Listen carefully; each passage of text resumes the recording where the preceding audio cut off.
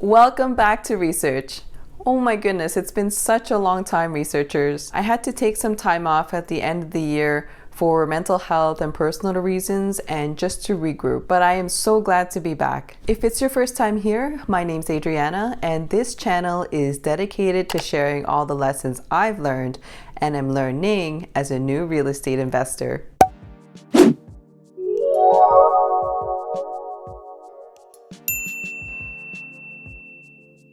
Come follow me on Instagram if you have it. I'm gonna put my username here. I'm gonna start polling all of you to see which projects we should review, so make sure to get your vote in. Let's move on to my favorite thing, floor plans. Floor plans. Let's take a look at some floor plans. If you've seen any of my buy videos, you'll know that the floor plans are a huge component of my analysis, and as they should be, because it's what you'll actually end up owning. Now, there are a lot of bad floor plans out there, so here are the top 5 things to look out for when you're going through that floor plan package.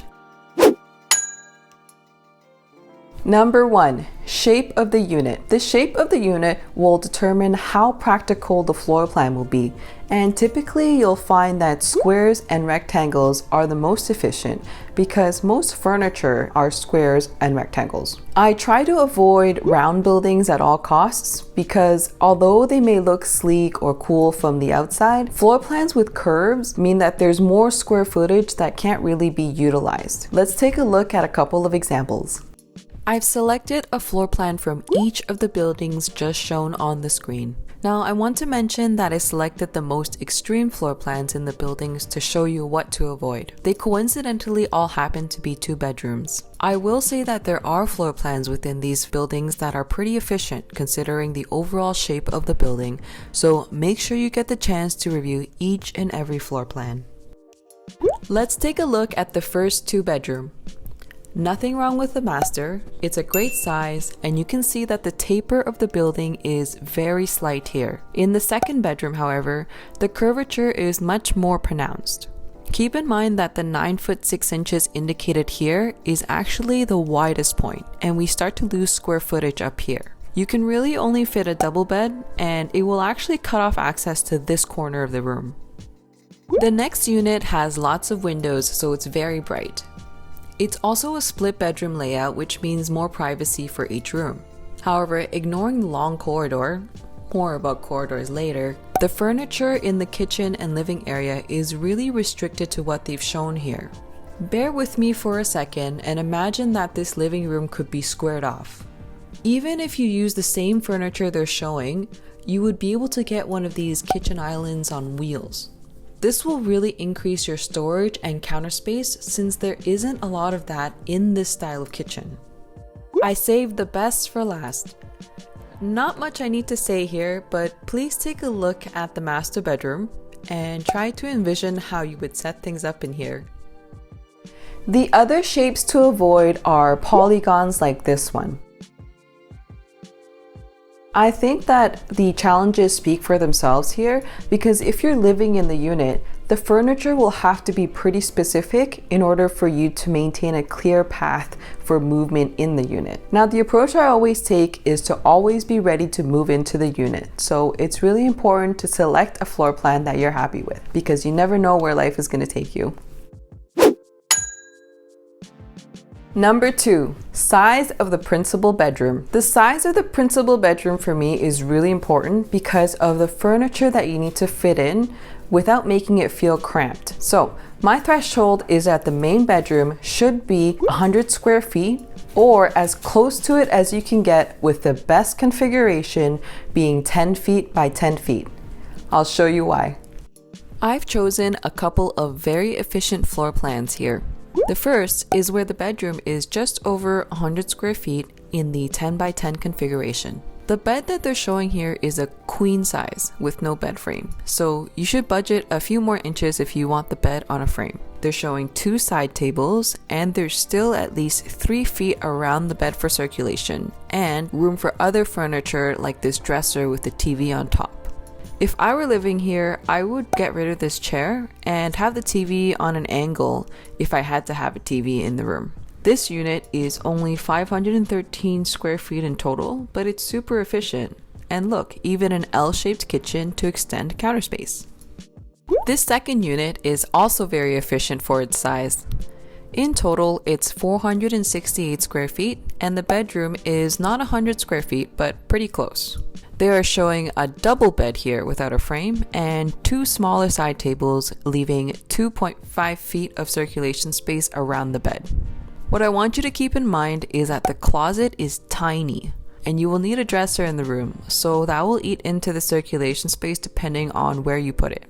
This is probably the best spot for it, or you could get rid of this side table and push it up against this wall. Circulation space is important to consider so that you can avoid stubbing your toe or having to do the penguin shuffle to move around the room. Over the last couple of years, I have been seeing more and more principal bedrooms that are so small that you can't fit in anything larger than a double bed and a small dresser. So, just because they label it as a bedroom doesn't mean that it's always practical. The ones that worry me the most are the floor plans that don't give you the dimensions for each room and just give you a total square footage for the entire unit. So make sure that you keep the dimensions of the principal bedroom in mind when you're going through that floor plan package.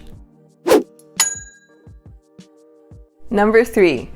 Corridor length. Now, you may have heard people say that it's an efficient floor plan or that there's very little wasted space, but what do they actually mean by that? In terms of wasted space, they're typically referring to space that has a purpose in the unit, but doesn't actually get used for living, if you will. So, in other words, it's the corridors that take you from room to room. What you want to avoid are long corridors like these ones, because they take up space that you can't actually use. I've scaled the area that these corridors take up on these floor plans, and as you can see, if it's a small unit, it significantly impacts how much living space you end up with. If you're buying a larger unit, you could probably afford to have some corridor, but best to avoid it if you can. The corridor in the second floor plan is 160 square feet. That's another good sized bedroom. In fairness, what I will say is that when there are these types of less than ideal conditions like long corridors, they'll try to make it up to you in a different way. For example, the first floor plan has a massive terrace, and the second one has 3 balconies. So it's a bit of give and take. Of course, there's always the option not to go with these types of floor plans, which is what I'm recommending. Now, the next logical question is why corridors exist if it's better not to have them. When you look at a floor plan, it's really what you don't see that influences where designers can organize everything. So for example, here's a floor plan, and within these walls are the pipes and plumbing that service the washrooms, the kitchen, and your laundry. In units where there is more than one washroom, you'll see that they are typically back to back because they need to share the plumbing stack in the wall. There are also ducts that circulate air and conduit that brings power to your unit, all hidden behind your drywall. This X here represents the unit's fan coil and vent system, which brings in heating and cooling. The design of each of these systems influences where washrooms and kitchens can be placed. And that's why the shape of the building is pretty important, because in addition to having to work around the mechanical and electrical infrastructure, you'll find that if your floor plan has a lot of curves, it'll further eat into the usable square footage within the unit.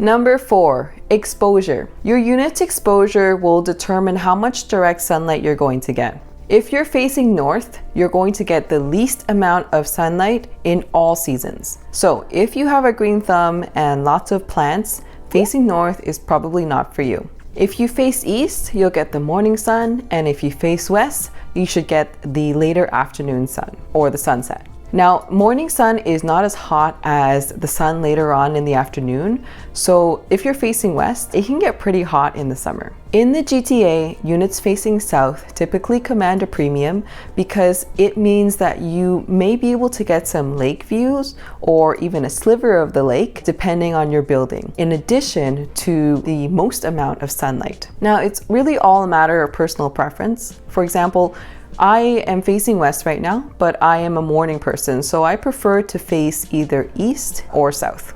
Now, facing south does usually have a premium attached to it, but you should really take a look at the surroundings, because if there's a building that's going to be blocking most of your sunlight, then it's really not worth paying the premium to face south. But it's all project specific, so make sure you check out the surroundings.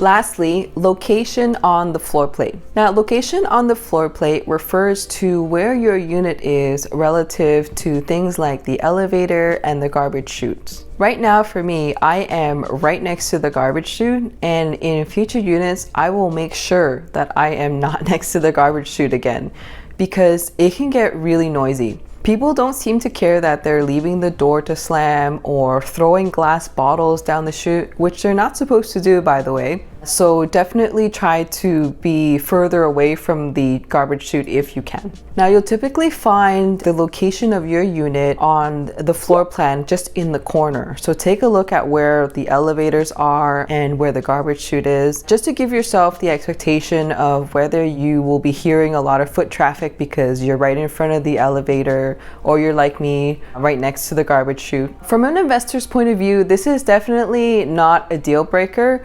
But if you're prepared to move into the unit, this is definitely something to consider, and also good to keep in mind for your tenants if you're planning to rent it out as well. So these are the top 5 things that I recommend keeping in mind when you're going through that floor plan package. Good floor plans can sell faster and are easier to rent out.